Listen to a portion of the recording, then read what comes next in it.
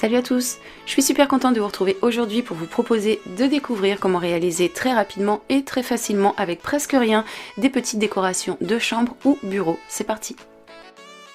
Pour mon premier DIY, je vous propose une idée de customisation pour pot de fleurs avec un style de peinture dégradée. Donc pour cela, on va prendre notre pot à décorer ainsi que de la peinture. Donc de la peinture blanche et une couleur au choix. Pour ma part, ce sera de la couleur rose.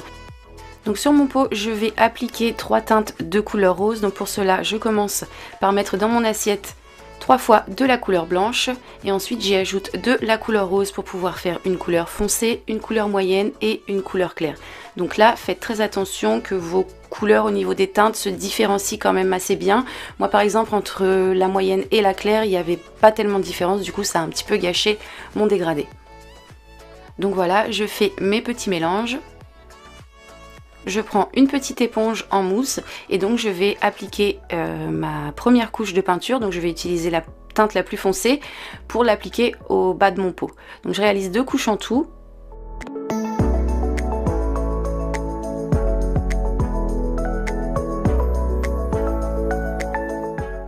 J'applique ensuite la teinte de couleur moyenne.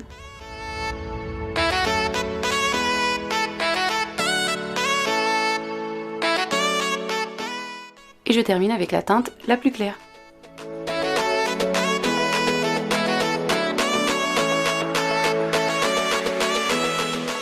Après tout ça, sans forcément laisser sécher, on continue avec un petit morceau d'éponge toujours, sur laquelle on va appliquer un petit peu de peinture foncée, donc avec le pinceau comme vous le voyez sur l'image, et ensuite juste en dessous un petit peu de peinture de couleur moyenne.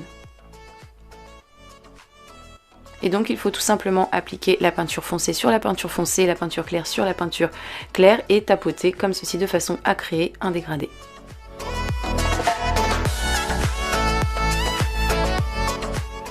Pour faire tout le tour, on n'hésite pas, si l'éponge commence à sécher, à réappliquer de la peinture dessus.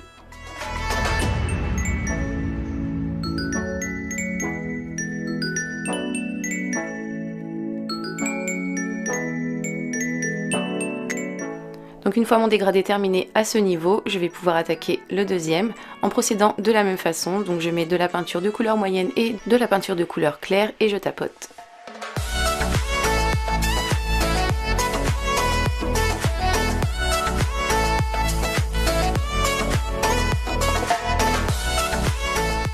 J'applique un petit peu de peinture également au niveau du haut du pot. Et voici ce que ça donne une fois que le tout a correctement séché. Il ne reste plus qu'à y placer ce que l'on souhaite à l'intérieur. Pour ma part, ce sera des petites fleurs. Et le tour est joué.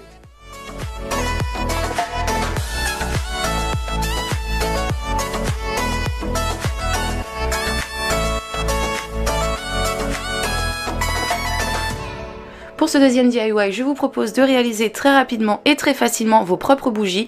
Donc pour cela, on va avoir besoin d'un verre. Donc moi j'ai pris un verre que j'ai trouvé chez Action. Bien entendu, vous pouvez prendre la forme que vous souhaitez. Ensuite, je prends un morceau de scotch et je le pose sur mon verre de façon à en faire un tour complet. Je découpe une fois que c'est fait. Et après ça, je passe à la peinture. Donc je réalise ma première couche. Et ensuite, j'applique la seconde.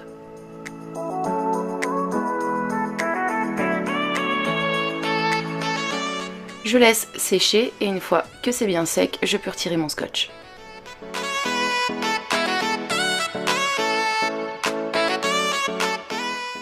Je prends ensuite une mèche que je trouve chez Cultura, je la colle avec une colle forte et je dépose dans le fond de mon verre.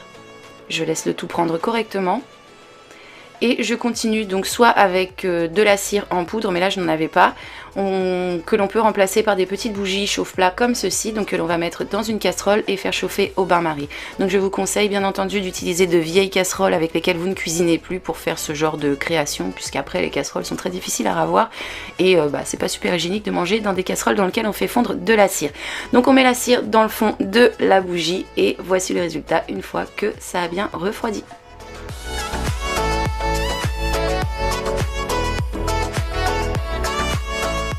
Pour ce troisième DIY, je vous propose de réaliser des petits porte-lettres. Donc pour cela, j'ai utilisé des bâtons de bois que je trouve chez Action. Donc les petits comme les grands, je les trouve là-bas.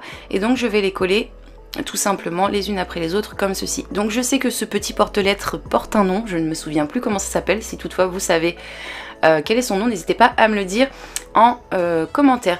Donc pour connaître la distance que je dois laisser entre mes lettres, donc je prends ma lettre à moi et je la pose entre les bâtons, ce qui va me donner plus ou moins la distance à laisser entre chaque bâton. Pour info, ces petites lettres vous pouvez en trouver chez Action, j'en ai déjà vu, il y en a également à la Foire Fouille et chez Jiffy il me semble.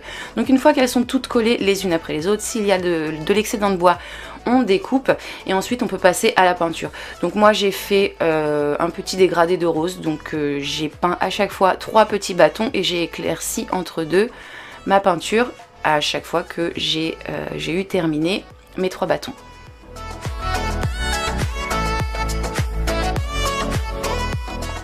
Je laisse correctement sécher et une fois que c'est fait, il ne me reste plus qu'à y placer mes petites lettres pour y écrire une phrase ou un mot et le tour est joué.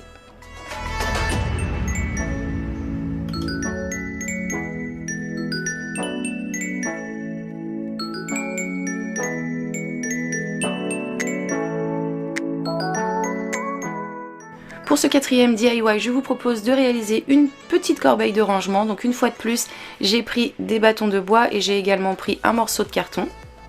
Mon morceau de carton, je le coupe aux dimensions de 11 cm sur 7 cm. Je mets mes gros bâtons de bois et mon carton de côté et je commence avec ces petits-là que je coupe à une hauteur de 7 cm. J'en coupe 8 en tout et je vais les coller comme ceci sur les côtés 2 par 2. De façon à obtenir ceci. Une fois que c'est fait, je répète l'opération avec mes 3 côtés restants. Et voici ce que j'obtiens. Je fais ensuite une peinture.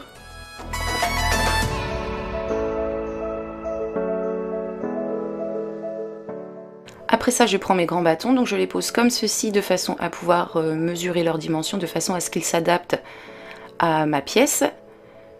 Et une fois que j'ai posé le premier, je colle les 2 suivants. J'en ai mis 3 à chaque fois.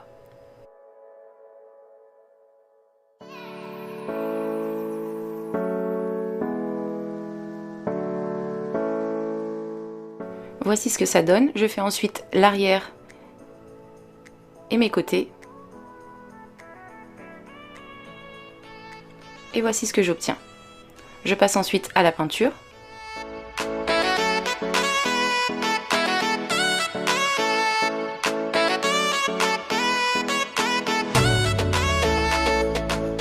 Et donc une fois que ma peinture est sèche, voici le résultat.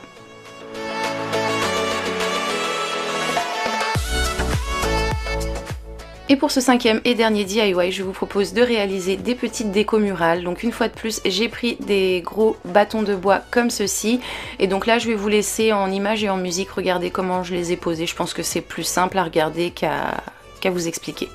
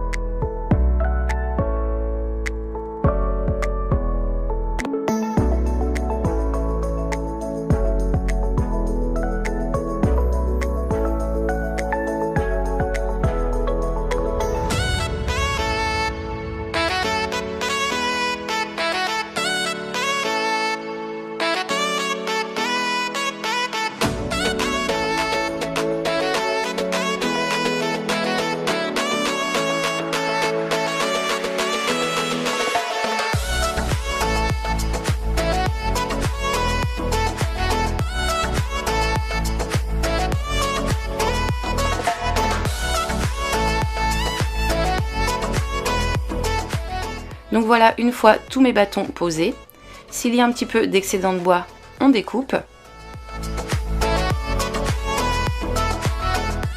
On peut adoucir également les extrémités des morceaux de bois avec une lime pour que ce soit plus joli, et après on passe à la peinture. Donc il y a une étape que j'ai complètement oublié de vous filmer, c'est la petite attache à l'arrière. Donc c'est très simple, il suffit tout simplement de prendre un petit morceau de ficelle et de la fixer avec un petit point de colle pour pouvoir créer son attache.